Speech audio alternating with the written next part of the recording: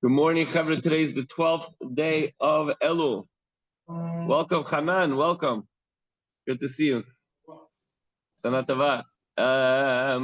We're on page 89 of the Chayenu, 12th of Elul, overview of Epistle 13. This is amazing. If you go all the way back from the opening of the Tanya is a book of guidance from the Alter Rebbe. It gets obviously very deep at some points in time.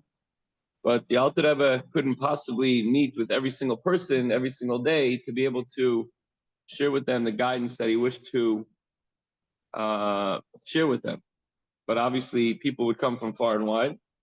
The Alter Rebbe explains that if he puts it in writing, he can have a more lasting influence for future generations and also to spread it out. Now, today, he talks about two distinct personality types based on their soul characteristics, but yeah, the 12th of Elul, but it's the 13th of this.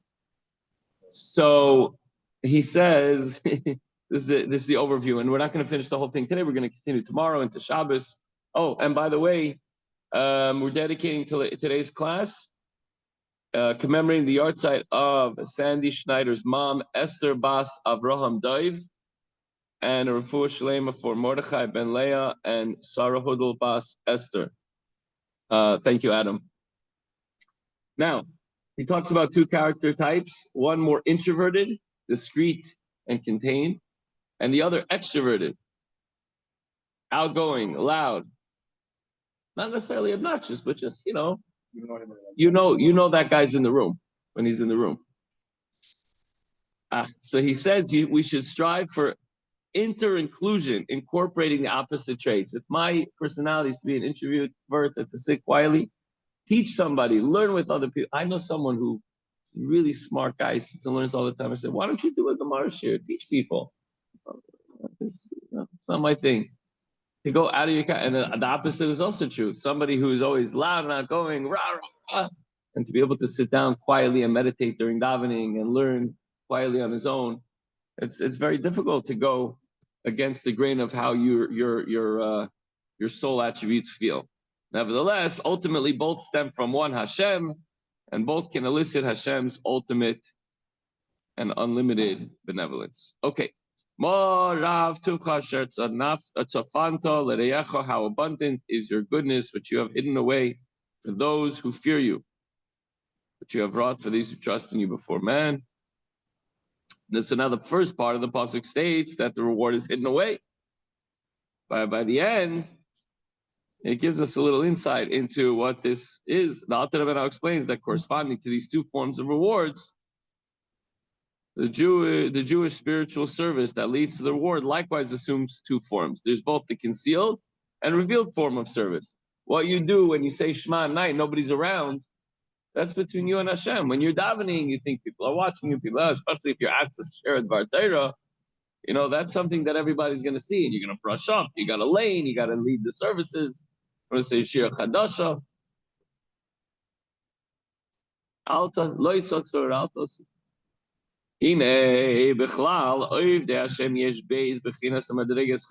you serve Hashem by fulfilling Torah mitzvahs, there are two general, distinct levels. Remember, every time the Alter Rebbe brings two levels, there's always myriads of levels in between, and obviously this is a generalization. So, where does this come from? From the source of their souls. In the categories of right, chesed, and left, gvura. If you're right kind of guy, you're always giving and giving. I have guys like that. Last night we had this place was mobbed with Israeli soldiers, and we had food and dancing. By the way, I had no concept that this was going to happen, and turned into a dance party till 11 o'clock. We had these loudspeakers, and the place was hopping. It was unbelievable. They left probably after 11. They came, it was like 2 hours of dancing, schwitzing. It was unbelievable. But the point is, there are certain people I can call up. Hey, we're doing a barbecue for the soldiers. Can you help? I'll be right over. And other people are like, that's the difference. There's chesed, which is giving. And then there's gvura, like, let me think about it. I got to check the time. I have other things going on. Okay. On the other hand, if there's certain things that you want done, that it takes very, calculations and thought process and writing everything down. You're not going to call. You're not going to call what's his name, and he's going to rah rah rah. No, that's not the guy for the job. So everybody has the two different attributes. Okay, let's roll through it. So the left side characterizes contraction and concealment in one's divine service of Hashem. In this manner of service, it's written to walk covertly. Tznius, what's a better way to translate tznius? Like, yeah, but it means more like idle, quiet, simple with Hashem. Here, it's not really translating it as modesty, but that's what it is. You're modest. You're humble, quiet.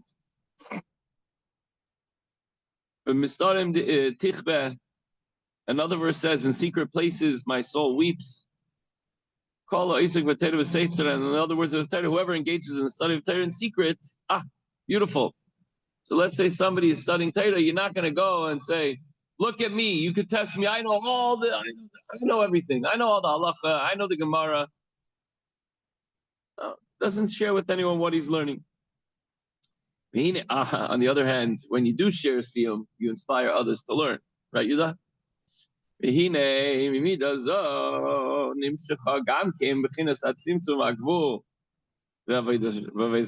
attribute derives also the element of contraction and limitation in the service of Hashem. For example, having one's distribution to charity adjudged according to one's means. So that's also contraction limitation. Person is very, actually, my mother was telling me the other day, she knows someone, they're so calculated, every single penny they get, they earn, they give right away the meiser, they're so particular. Some people are like that. Others are not so careful. Maybe you give more than you need to give, but they're not watching every dollar, every penny.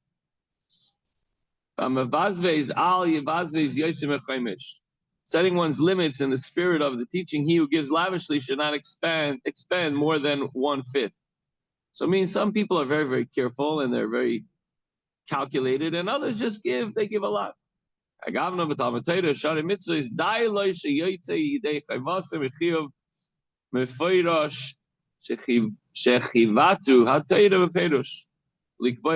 Likewise, when it comes to studying Torah, another mitzvah is such a person is satisfied if he charges his definite duty, which the Torah explicitly obligates him to set aside certain times.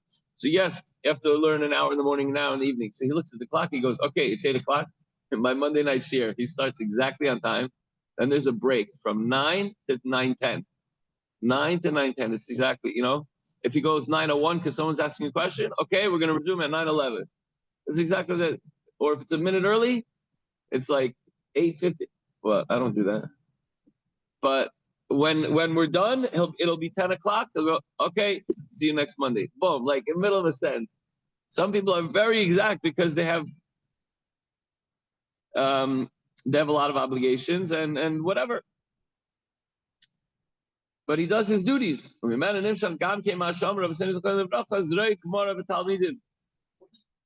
From there we learn from what our sages have taught us that cast awe upon the pupils. So what does that mean? I'm not exactly sure. In the standard Hebrew text, look on the bottom, page 91. Michael, you see on the bottom? In the standard Hebrew text, this last sentence appears after the following one, which a parenthetical commenter notes that the consequent anomaly suggests that the sentence might in fact belong here in the present edition. That doesn't help me. Okay. You mean, so that's the small. A person is very exact. So that doesn't always benefit his students. Okay, the kid's like asking, but teacher, I don't know, Rebbe, I don't understand the answer to the thing. He says, sorry, time's up. You got to go. I got to go. Okay, you're learning Torah and everything else, but everything is very regimented and very, in the box. That's one approach. By contrast, the characteristic of the right is the attribute of chesed and expansiveness, serving Hashem with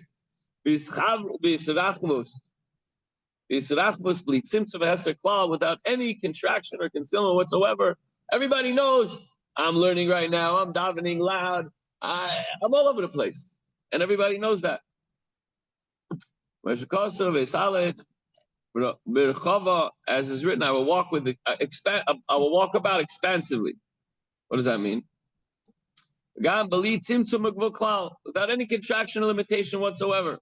Such an individual, not only the approach to divine service, but also in his execution, its execution is characterized by a broad sweep. There's no restraint. You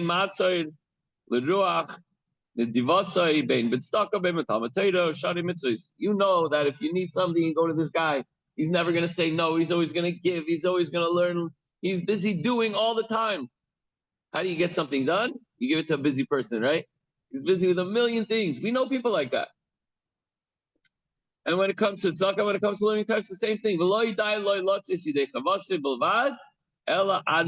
He's not satisfied with merely discharging his obligations, and he never says enough's enough. Oh, I work too hard. These are the people that go to sleep very late and they wake up early, and they're always doing and running and accomplishing a lot. So these are the two types that are from the soul, being rooted in either the right side or the left side. Okay, we didn't even get to the point, but I just will do a little spoiler alert that obviously somebody who's all over the place has to make sure he's at minyan on time and has to make sure to ground himself at certain times because you need to bring it in. It's not good to be all over the place all the time. You're not, you're always going to tell your kids, I'm sorry, I don't have time. I'm busy doing chesed, chesed, chesed.